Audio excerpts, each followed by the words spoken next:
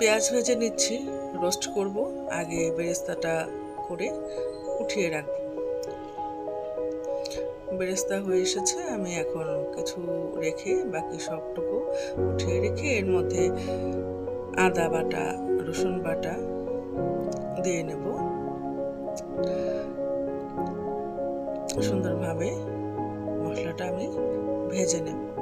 আসসালামু আলাইকুম, কেমন আছেন সবাই? আশা করছি ভালো আছেন, সুস্থ আছেন। আল্লাহর রহমতে আমিও ভালো আছি, সুস্থ আছি।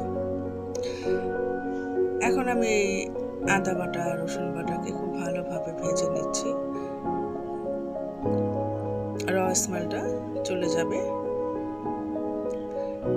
এর মধ্যে আমি বাকি মশলাগুলো একে একে দিয়ে নেব। এটা হচ্ছে আমার ঘরে তৈরি স্পেশাল একটা মশলা, এটা দিয়ে দিলাম। বাইরের কোনো মশলা আমি এখানে ব্যবহার করব না। সামান্য একটু গরম পানি দিয়ে নিলাম, ভালোভাবে কষিয়ে নিচ্ছি। এখন দিয়ে দিচ্ছি একটু বাদাম বাটা। আবার এটা ভালোভাবে কষিয়ে নেব যেন র স্মেল না থাকে। ভালোভাবে ভাজা হয়ে যাওয়ার পর এখানে আমি মেশাবো টক দই।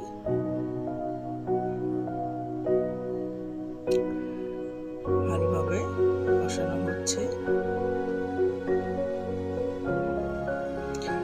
ভিডিওটি যারা দেখছেন এখনো লাইক করেননি তারা একটা লাইক করে দেবেন, সাবস্ক্রাইব করে নেবেন যারা নতুন আছেন। আর যারা অলরেডি কাজগুলো করে নিয়েছেন তাদেরকে অসংখ্য ধন্যবাদ।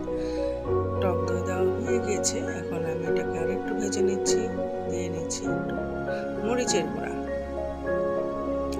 খুব ভালোভাবে কষিয়ে নিচ্ছি।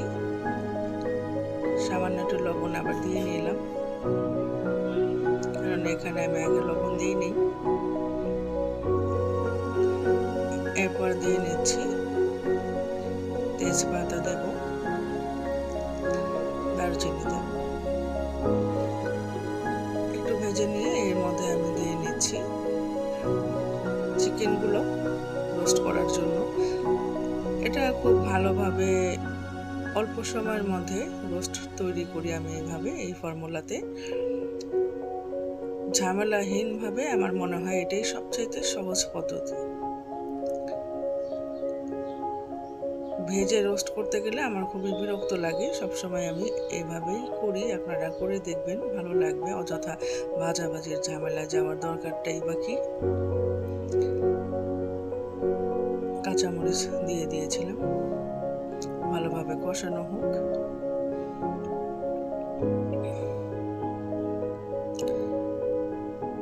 একটু কষানো হয়ে গেলে বাকি উপকরণ দিয়ে আমি এটাকে খুব ভালোভাবে মিশিয়ে নেব। দিয়ে দিলাম আলু বোখারা। অফলাইনে কিন্তু আমি পোলাওটা করে নিয়েছি, সেটা আর আপনাদেরকে আজকে দেখালাম না। অযথা ভিডিওটা বড় করে লাভ তো নাই, আপনারা বিরক্তই হবেন। দিয়ে দিয়েছি গুঁড়ো দুধ, ঘি দিয়ে দিলাম। এখন আমি এখানে ভেজে রাখা বেরেস্তাগুলো দিয়ে নেব। ভালোভাবে এটাকে মিশিয়ে নিয়ে হয়ে যাবে আমার চিকেন রোস্ট। খুব ভালোভাবে এখন এটাকে মিশিয়ে নেব।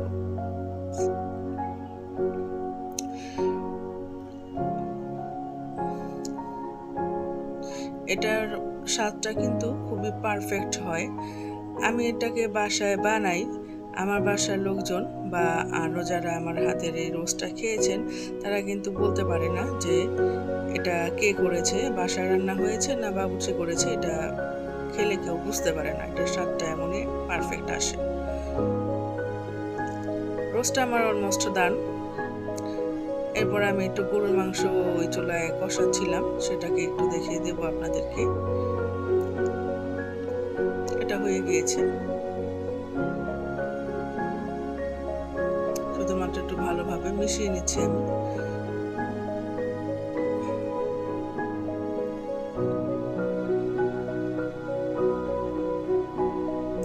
একটু কিশমিশ লাস্টে আমি দিয়ে নিলাম, জাস্ট একটু ফ্লেভার আসবে, আর কিছুই না। ভালোভাবে নেড়ে নিচ্ছি।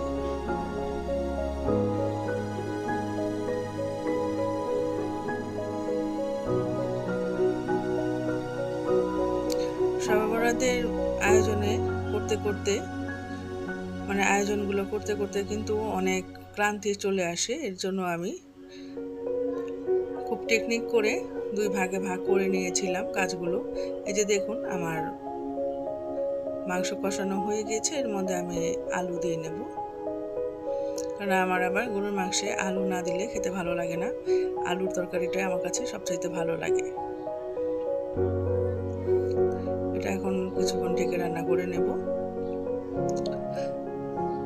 এর শবে বরাতের প্রথম ব্লগে আপনারা পার্ট 1-এ দেখেছেন যে আমি হালুয়া রান্না করেছি, আরও কিছু মাংস রান্না করেছি। এখন আমি আপনাদেরকে দেখিয়ে দিচ্ছি যে শবে বরাত উপলক্ষে আমি আমার জন্য যে ড্রেসটা নিয়েছি সেটা দেখিয়ে দিচ্ছি। এটা কিন্তু আমি আমার ইচ্ছে মতো ডিজাইন করে নিয়েছি। এটা আমার ডিজাইন করা ড্রেস। শবে বরাতের সময় সবসময় আমি হালকা রঙের ড্রেস পরতে পছন্দ করি, এবার তাই আমি এই সাদা রঙের ড্রেসটা করিয়ে নিয়েছি। এটা আপনাদের সাথে একটু শেয়ার করে নিলাম। এরপর আমি শেয়ার করব যে শবে বরাতের রাতে আমরা ইবাদতের পাশাপাশি আর কি করি। ইবাদতটা আমরা আপনাদেরকে দেখাবো না, সেটা একান্তই নিজেদের থাক, নামাজ তসবিহ পাঠ করে এগুলো দেখাচ্ছি না। এখন দেখুন আমার ছেলে কীরকমভাবে মজা করছে।